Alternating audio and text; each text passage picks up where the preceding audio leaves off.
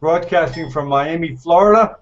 We have a great hangout tonight. We have Vishad Sukul, MD, a neurosurgical resident at Temple University in Philadelphia.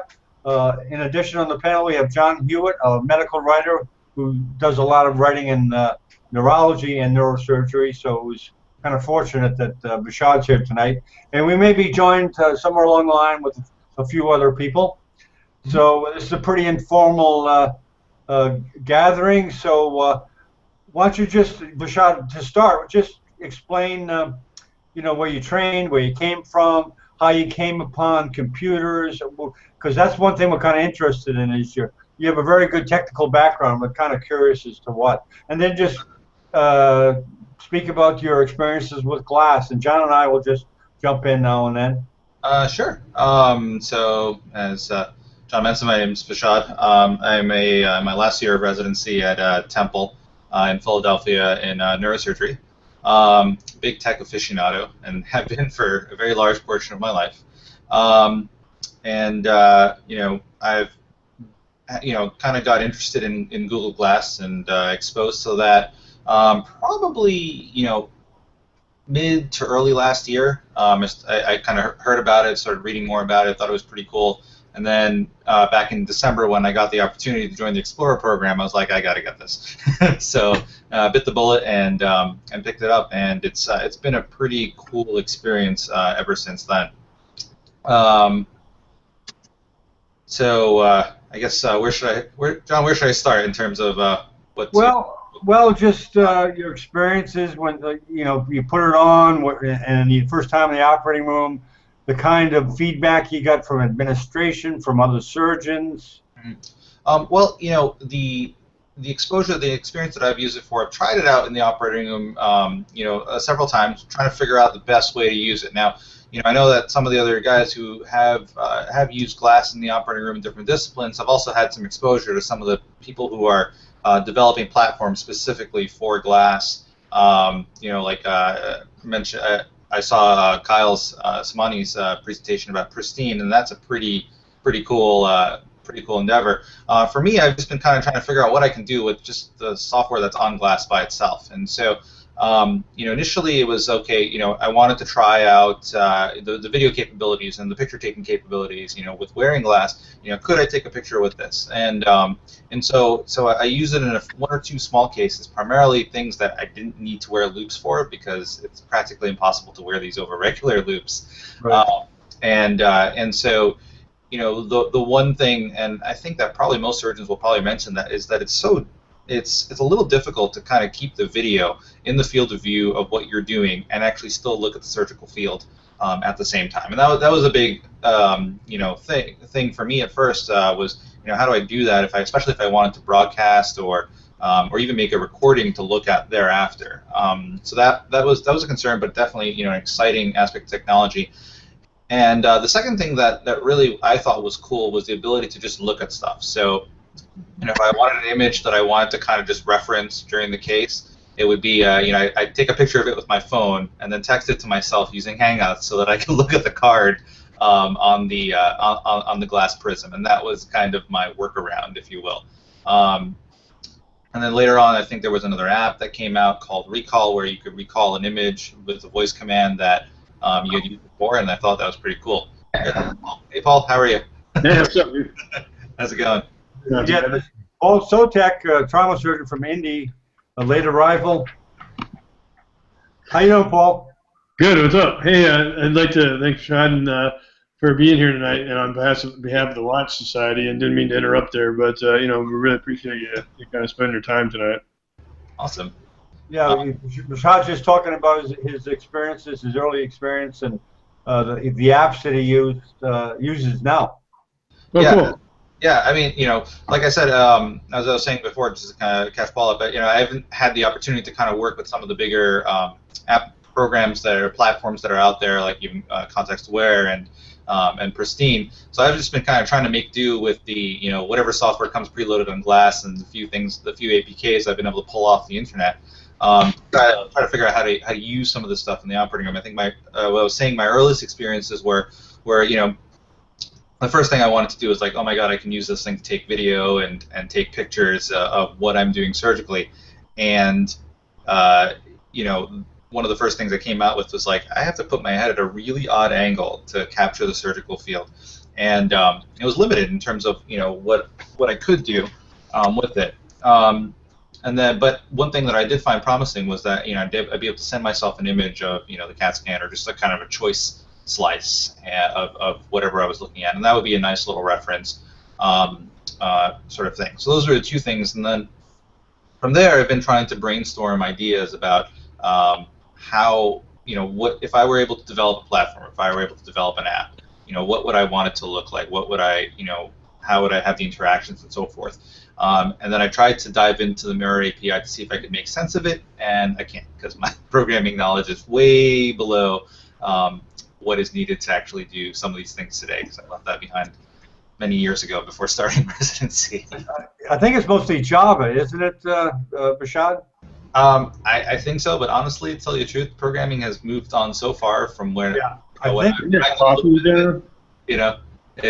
like, okay, I got to connect with developers now because there's no way I could even put something simple together. Okay. Well, tomorrow. Coffee, John. Hey, Paul, do you have the same limitations on your vision? You can't really look. You have to look crooked at the field if you want to video it. I think it depends on your height, to be honest with you, to some degree, and where you put it. I'm actually, the way I look down, pretty good. It's a little bit high, but when I've tried to do glass to glass between myself and one of the other residents, I didn't take into account it was a female resident who was shorter, and you kind of missed the field. You know, it's kind of, yeah, I mean, you got to be careful with it. Yeah. Definitely has no problem. And we've been actually taking the back of it and kind of tilting it up. I think Heather Evans is doing some big headband thing and everything to try and get it at a better angle, but we usually just like tape a 4x4 or something around it and kind of move it up. Okay. You know, the argument with that is that you don't feel the vibration thing in the back, so it doesn't translate the sound. But I mean, it's been fine with the sound, where you just put the little earpiece thing in there. Okay. Yeah, I gotta try giving that a shot. You know, and the hardest thing though is that some of the cases that I could use this on was a little limited because so many of our cases require us to wear loops. Right. You know, and until recently, when you know, when Designs for Vision came out with the loops that could attach into glass, that it was like, oh, okay, well, I think this might be something I can certainly use. So I've been actually talking with our local rep and may get those made, you know, a set of those made so that I can actually use it for a larger variety of cases. Yeah, remind me, are you coming out for the conference, or are you not going to be able to make it? I'm not going to be able to. I'm on call that weekend. So the reason I was asking is because they're going to be here with the loops with glass. Okay, cool. Yeah. I was just going to say, you know, if you're coming, then you get to try them out. You know what I mean? Like, because they're bringing them in to test with everybody. I think doesn't Dave use them? He uses glass with loops.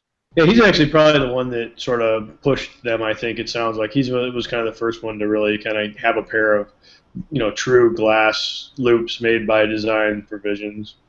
Well, they were specially made for him. Well, I mean, I don't know. He's the first one that started posting pictures with himself on it. You know what I mean? Like. Yeah, right. On John's site, right? Website, I think he has that. I mean, I find people down the street that are working on glass, and I don't even know about it. You know what I mean? Recently, so you just never know. Some people aren't saying what they're doing. You know, I will add in, Vishad, that Medtronic will be here too, and they got something that they're kind of working on. I don't know exactly what it is, but yeah, I don't know either. I've like, you know, we talked to trying to talk to them to kind of see what exactly they're working, because it'd be pretty cool. You know, that was the other thing I think that, you know, like I said, ideas that I was kind of brainstorming, because I think, you know, what's on glass itself is, I think, great for the consumer, great for just, you know, the average, you know, the person who's using it in daily life, and I think we have to kind of take a step beyond that to try to figure out what will actually be good for it in the operating room, what you can get out of it. And for me, I think on the neurosurgery side, the video and the picture-taking aspects are a little less important. I'm more interested in what content I can pipe into that prism and look at, because, I mean, truth be told, you know, either you're under loops and the field of view of glass would be so wide compared to the field of view of where you're operating, versus, you know, if you're under the microscope, you know, the video recording is kind of completely, in glass would be completely pointless there, because you can record through the scope. But I'm more interested in what you can pipe in, you know, imaging. You know, you could look at live feed from anesthesia, looking at, you know, even just your neuromonitoring data, that's kind of coming through, is to see if you're doing something. And I know that in the talk last night, I think that John Scott was doing the context aware, where he was talking, where he mentioned that he's working with the neurosurgery team that's using that in with deep brain stimulation and looking at what the patient is doing. That actually could have a lot of applications. If you're the surgeon, you're seeing the patients. Think of it in an awake craniotomy, for example. You're doing speech testing on that patient to make sure you're not doing anything that's going to impede their speech. It'd be nice to be able to kind of watch the patient talking at the same time while you're stimulating and doing something surgical. So I think those are really cool potential applications. It's just figuring out how to program and develop those apps for glass that allow you to do that in a HIPAA compliant way at the same time. Okay, excuse me, Vishad. I'd like to introduce Jeff Wint. I've never met Jeff. Hi, Jeff. I'm John Bennett. How are you, everybody? John Hewitt, Paul Sotak, and Vishad Sukul. Vishad is basically going over his experience in the OR. Jeff is a hand surgeon from Amherst, correct, Jeff? Plainfield. Plainfield, and you use Google Glass in hand surgery. So yeah, well, I'm sorry to interrupt you, Vishad. No, not a problem. Not a problem. So yeah, I mean that's kind of been my 2 cents, my take on where glass is in the OR, and I've come up with some ideas and some thoughts on applications and kind of designs for what I would like to do with it, but then now I've hit the roadblock of not being able to program them. So I think the next step is for me, and John's been very good about helping me start to reach out to developers to try to make some of those things a reality. What would you change, Vishad? What would you change in the design of the glass? If you had a chance, what would you do? How would you change it? From cosmetic and design appearances and kind of the way with the way it looks aside to sort of the public, from a functional standpoint, I would the part that has the prism, or at least the camera, I would try to give it almost a close to 360 degree, not 360, or what's the word I'm looking for? Up and down rotational ability. Right now, you can kind of move the prism from side to side, which may change the sort of the lateral view of glass. But I think for us surgeons, really being able to adjust that camera would allow, or point it down even, would allow you to wear glass comfortably and use it in the way it was designed, but at least be able to adjust it to view your operative field, which is a little different in every surgical specialty. So, what would you change, Paul? I think probably that's a very good thought Vishad had. I mean, I think it's going to have to be more of a goggle type thing with binocular vision, that you can actually move your windows away from you with just hand motions. If you look at the Ether 1, they just pulled that off. I had actually one of the original. I paid for one of the starter kits, and I just got refunded today or whatever because they pulled it and went enterprise. The reason I was interested in that is because it uses a kinetic technology, and you could move your windows out of your field of view. So if you're a neurosurgeon and you've got these stimulators and all these different things, you could move into your field of view and set it exactly where you would want, like a desktop. And I think that's important with what Vishad's talking about, especially in neurosurgery, because everything is hand-eye coordination, and right now we're doing hand-eye coordination while we're looking up at a monitor, and we all know that that's almost impossible. Well, it's not as easy to do. It's just like me doing hand-eye coordination, looking at laparoscopically up at a monitor. I mean, it's not intuitive to look up and do stuff like this. I mean, so I think it's that sort of binocular three-dimensional field that you can have multiple things in. I think that's really the big thing. I mean, is not having it binocular, having the camera angle is a little bit off, like you said, and it's a little bit back here. It's a little bit painful sometimes if you wear it with certain things. Headlamps and things like that can push on it on your ear. So I would take the battery thing off for an enterprise scenario and just run a cord down the back like you would any other headlamp, so that you have good power and stuff for it. I know I don't mind it. I wear headlamps all the time. I'm sure Vishad does too. I mean, he probably wouldn't care if it was corded. I wouldn't notice another cord. And they've got pretty powerful ones, the batteries that they use for the wireless headlamps that we use now and stuff. So I think it would make it a lot more functional. How about you, Jeff? What would you change in the design of the glass? I think what's been mentioned, the field of view, being able to change it, rotate it, move it left or right, move it up and down a little bit more. It'd be nice. I wear 3.5 time loops, 3.5 power loops. It'd be nice to be able to focus a little bit more on one select area, perhaps change the field of view, widen it, narrow it. The battery power, of course. I personally don't like cords. Just one of these things that I just don't enjoy. So if there was a better battery that was smaller, I'd prefer that. But I think those are fair things. As far as arthroscopy or endoscopy, I think most surgeons who do that are very used to looking up at the picture and triangulating with their hands and kind of looking away from the field. I think it'd be wonderful to be able to see an image while you're doing that. The quality of the image, though, can't really approach, in my mind, an HD image on a large monitor yet. It would have to be considerably better in order to really see detail. If you're doing arthroscopy or endoscopy, I'm assuming if you're in the belly and you're looking at things, you can't rely on a low resolution image. Now, of course, it's closer to your eye, it's a bigger field, but even then, you lose something when you're not looking at a large screen. I'm used to looking at a big flat screen when I'm doing arthroscopic procedures.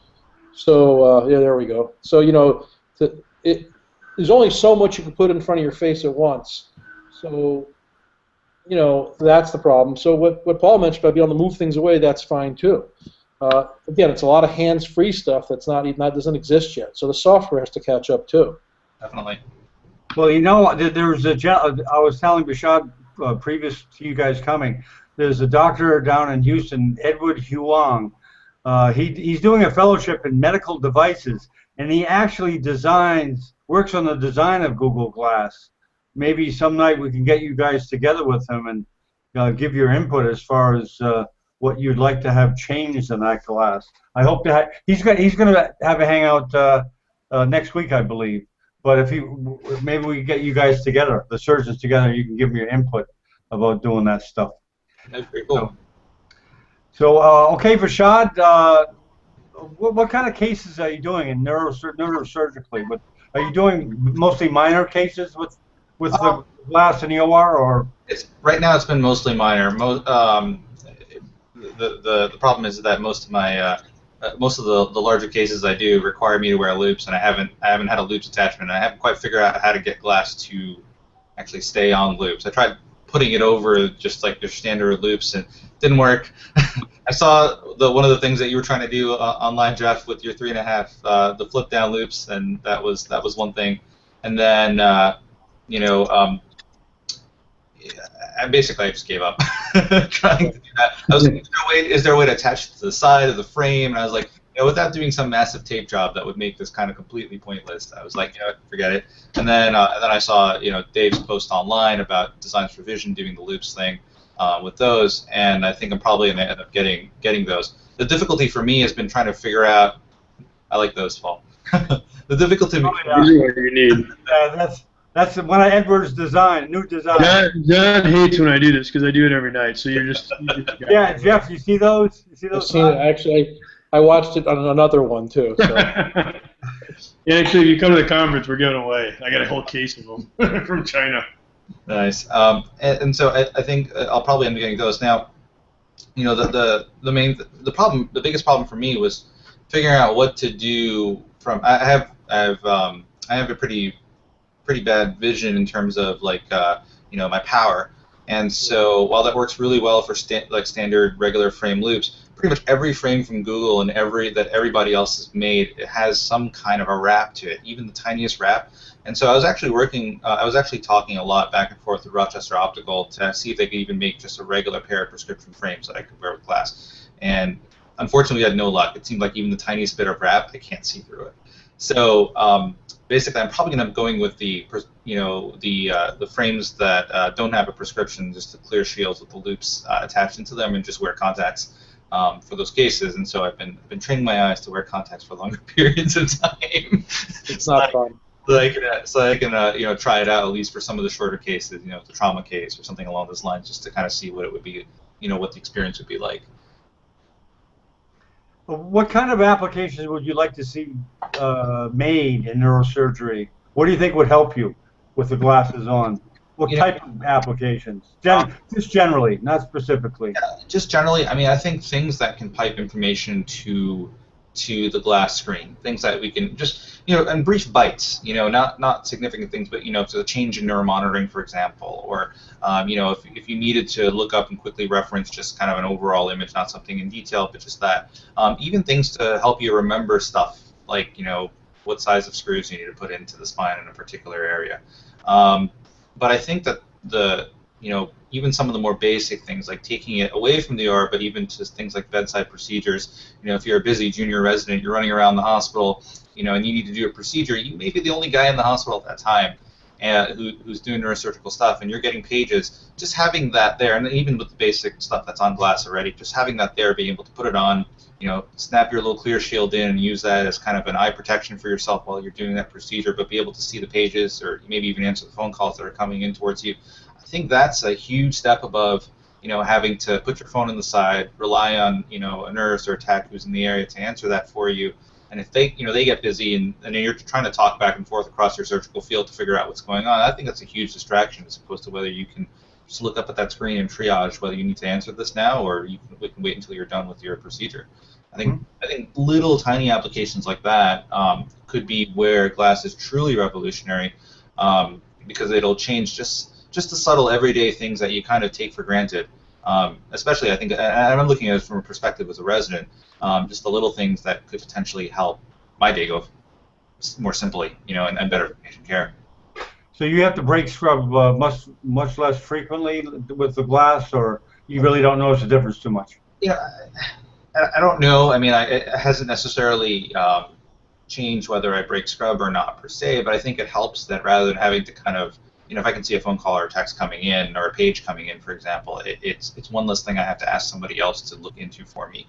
And if it's really important, I still have to ask them to look into me because I can't exactly break scrub to answer a page or a call in the middle of a case.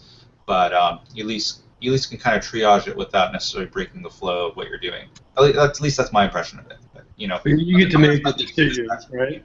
Yeah, exactly. You can make the decision instead of like some nurse not answering it, and it's like the guy's borrowed a code, or because you have a good sense of who's probably going to be in trouble. You know where the numbers are, and so you get to make that decision instead of somebody else. I think is the way I would look at it. Absolutely.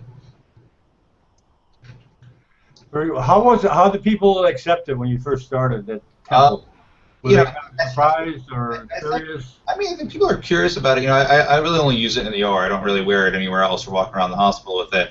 My colleagues have been very cool with it, actually. I think it's pretty cool device. To some extent, a curiosity. I think it's a bit of a novelty at this point. And I've used it in a few cases, and my attendings, they're just like, well, as long as you're doing the case and it's not bothering you, it's not an issue. I've tried it actually in a couple of angios where I wore it kind of more for the eye protection than anything else because there's so many monitors going, on during an angiogram that it's kind of redundant to have the prism present, of glass present. But people have thought it's pretty cool, and I think that once I get the loops attachments, I'll actually be able to do a little more with it. In terms of within the cases that I'm using it for. Now, from an admin standpoint, I haven't really used it in any way that's kind of very formal or anything that would be sort of HIPAA non-compliant. I've been trying to be very, very particular about how I do it because I'm still using the standard glass software. I haven't put one of the platforms that are HIPAA secure. So I haven't really done any video streaming because once they took Hangouts out of the picture on glass, it made it a little tough to do that. And when I do use it for taking pictures and stuff, I've kept it disconnected from Wi-Fi so that it doesn't automatically upload anything. So then right after the case, I go plug it into the computer and pull everything off of it. But now that that's changed in terms of how glass sends those pictures to your phone and kind of automatically uploads it regardless of what kind of internet connection you're on, I just stopped taking pictures until something comes along that'll allow me to do that in a safe way because I don't want to compromise any patient information. You don't do rounds with the glass? Absolutely not. Against the hospital policy? Well, the thing is that I haven't quite figured out a way that I would use it in our rounds that would benefit me per se. And so, I think that I've seen some of the stuff that the guys are doing in various ERs and stuff with some of the different platforms, and I think that's pretty cool. But from a purely logistical and realistic standpoint, for what I do right now, where I am, I don't think that I'd be able to integrate it. And I like the concepts and the ideas that they've come up with, and I think that has a lot of potential, but it's just not something that I'd be able to do where I am right now. So might look at that in the future, I think. Okay. Hey, John, I heard that there's some hecklers trying to heckle you on the text messaging. Okay, let me go to attend to that. Paul, take over. Uh-huh. Are you gonna? So there's some questions I heard. Somebody Great. text. Okay. We've been used to this, guys. Like every night, John forgets about the text messaging for questions. Yeah, I'm getting stretched thin. Okay. Oh, they were giving check with Designs for Vision. They make prescription lens loops. Hey, I'm going to give you the address, Vishad. Oh, let me just bring it up. Those are the 2.5 loops they have. Yeah. Yeah. Yeah, definitely. I've been talking with one of their reps, and I'm probably going to get the 2.5. That's pretty much what I use most of the time anyway. I think for me personally, I think if I needed to use 3.5, I'd probably just go under the actual operative microscope. That's just my personal opinion.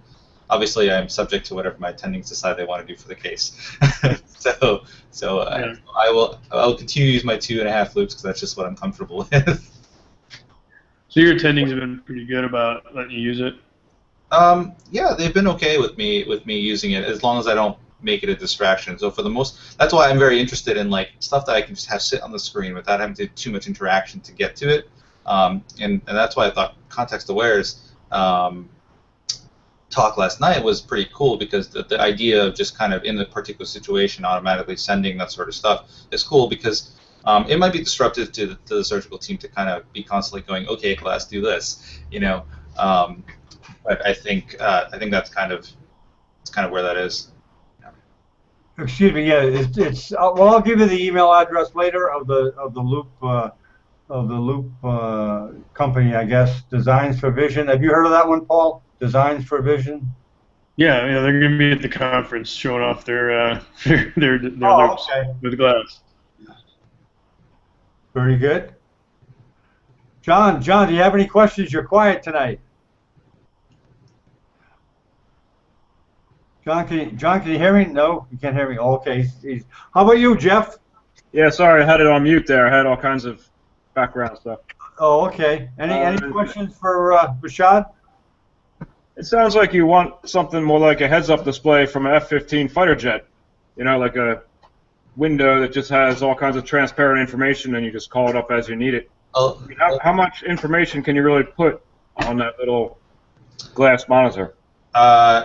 That's the thing. Not too much. And so I think it's about thinking about how to sort of present that information in a way that sort of filters out what you need. So I talked about the various things, but I think it has to kind of be like I need to look at a particular image, so it's going to be like that slice, not necessarily scrolling through the entire thing. Or if I'm going to have it scroll through, it's not going to be something I'm going to necessarily be able to control. I'm going to have to ask somebody to kind of scroll it on the screen and maybe have that kind of a screencast to the Prism where I can look at that radiologic imaging.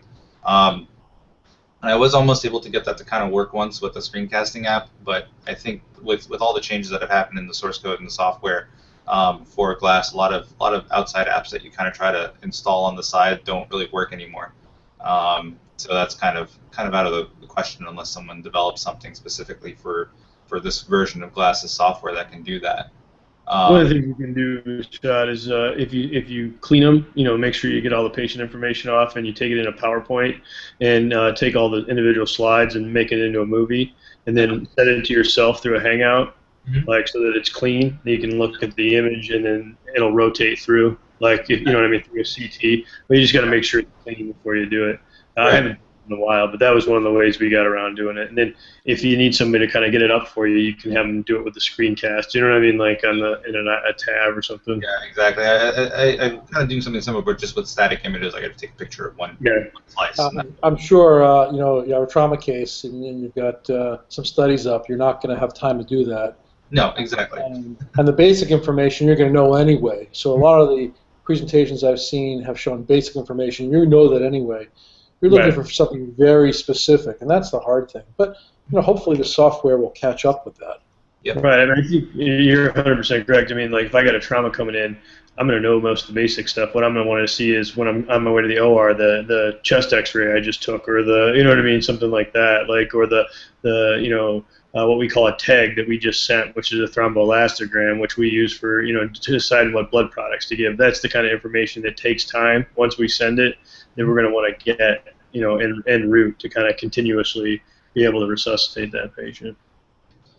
And I think that's one of the things that it's the key thing. Will be able to you have to kind of look at Glasston in an enterprise setting, and how do you merge that with your EMR and your imaging platform, and being able to kind of call that information up at will. I think is where the future of technologies like Glass would be. But we're so far in the beginning stages of any of this stuff that that sort of connection doesn't really exist right now. And so if you really want to put anything on it, you kind of have to sort of piece it together and create it yourself, and then throw it on there. So in that sense, I think Glass in its current iteration is limited. But that being said, it is a beta product, so it's got plenty of room to grow.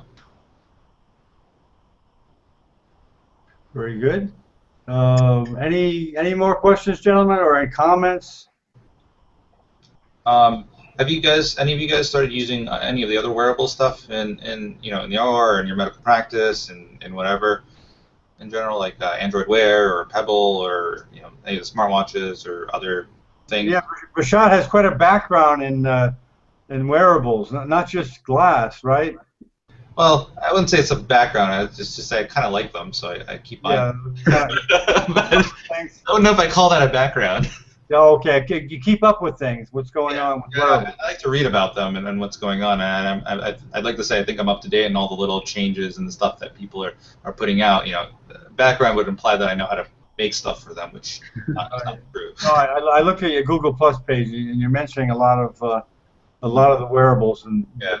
I mean, the issue is you can't put something on your wrist. And I know that Paul showed the other night. I was watching the forearm band, the Myo. It sounded really interesting. I looked that up. It sounds very exciting. But you can't get anything on your hands. So we all are used to using foot controls and foot pedals, but that's not wearable. Right. A lot of the things have been. The question is, will these things approach the accuracy and the comfort level that you normally feel? The last thing you want to do is fuss with something in the middle of the case. Mm-hmm. But have you started using anything? Has anybody else started using anything? I don't know. I mean, some people have talked about using the Myo. I don't own one. I don't know whether some people are using it. I certainly would not be able to use that. I scrub past my elbows for our cases, and so there's no way I could make that sterile. Like for the lead motion, I think is kind of a cool thing. It's not a wearable, but being able to kind of hover, do the hand motions to controlling images, that's kind of cool. But I mean, I use a smartwatch. That's kind of more of my go-to device, just kind of for day-to-day stuff. I pair it with my phone that gets all of my work texts and things like that, and that's kind of a quick way to triage what's going on, so I don't have to actually pull the phone out of my pocket. But people do that normally for regular stuff, so it's not exactly novel. Vishad, is the Myo even available? And if so, what would you use it for? I think Alpha, or I think like there's a developer version that's kind of out in the market. The honest truth is that it's a really cool device. I just don't know what I would be able to do with it in the operating room because I couldn't wear it. I'd have to think a little bit more on that. Off the cuff, I can't really think of an application that I could use. I mean, from a surgical standpoint, you are, I'm not a surgeon or anything, but anything you would use a foot pedal for, if you had instead transferred it to the Myo, you could be more mobile, in theory. In theory, I think that because you could move your hand, you'd have more fine dexterity and control theoretically. The problem is it comes back to is being sterile in the operating room, and we have to. That's kind of a tenet. You can't can't change that. So anything that has to be worn from here down is pretty much a no-no for any surgical case, because you have to scrub your hands and then you're under a gown, and completely sterile for the procedure. And so that's kind of, I think, why most stuff in the OR has evolved to be either foot pedals or somebody else controls it, or it's a sterile instrument that you can work with your hands. I guess that's probably the advantage. Your hands, right? Sorry, go ahead, Jeff. No, I'm sorry. I'm not good with the protocol of this. I'm saying you're using your hands. Yeah. So to turn your arm and do different things while you're using your hands, it's difficult. Right. That's why foot pedals exist. Very I use the Ion glove as a mouse, and there's just a button on there that takes it right offline. And that's not a very accurate device, but it's very easy to just toggle the button with your thumb if you're not holding anything, I suppose. Yeah, I don't think that there's actually. I mean, maybe some neurosurgery data that I haven't dug into, but I don't think there's actually any data that suggests that scrubbing past your your elbows is gonna. You might as well scrub up to your armpits. I mean, I don't know that it's gonna really change your infection rate. To be quite honest with you, I guess that's the advantage of working in poop with bullet holes in colons and stuff, and I don't really have a problem with that. But scrubbing past my elbows just right up to just standard. Yeah, we know. We get it, man. You're shaving your arms too, right? Yeah, exactly. Of course. Just kidding. That makes it more sterile, right? Right. No, I see that. That's what we hear of people, and I probably should run it right in my study because I don't think it's going to change anything whether you scrub to here or you scrub to there and you wear the mile right there. I think I agree with Jeff. It's going to be.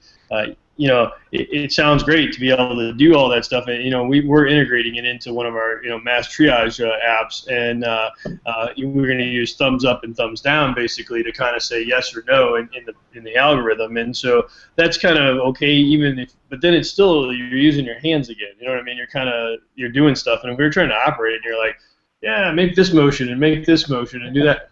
I mean, I agree. I don't know that that's going to be quite the answer either. I think it's probably a next step. And I'm excited to be able to work with them and try and see what we can make it do. You know what I mean? But I think I would agree with Jeff. I mean, it's going to be a little hard to be sitting there like doing some fine skills and then be like, you know what I mean, or something like that to get your image up. You know what I mean? Like you don't want to do that. So.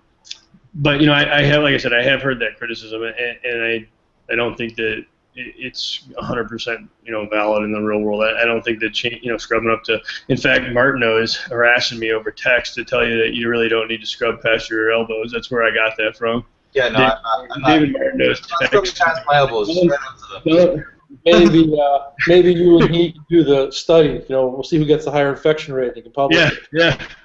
Yeah, like I said, I guess it's probably because I'm just working with poop, so it doesn't really matter. I mean, they're all pretty bad. Okay, very good, gentlemen. Any more comments, questions? Well, you're all invited tomorrow, and Jeff, tomorrow we have a Glass Agora, where there's going to be two developers, app developers, in a hangout. That if you have any ideas, you can run them by the developers. One of the developers is Cecilia Abadi, who is a pretty big name. I don't know if you've seen her name around Google+, but she's a pretty big name, and apparently she's a very good Glass app developer. And Rob Schmidt is also going to be there from Los Angeles. So you're all welcome to come. I'm going to send you all an invitation at 1 o'clock tomorrow. You can come by and just shoot some ideas by those two developers. So thank you very much, gentlemen. It's a great new app that they just made. It's really, really cool. It's for medical students. It's a flashcard app that's so that they can just learn different things and have flashcards. So she's been working on that, which is pretty cool. Like I saw it the other day. They call it Flash Stacks Medical App, and it's pretty cool. Yeah. For Glass? Yeah. Yeah, so she'll probably talk about that at the conference, but I won't steal her thunder. But I know that they're working on that, and it looks like it's a pretty cool app. Good, very good. Okay, gentlemen, stick around. I'm just going to go off the air. Okay, good night. Thank you.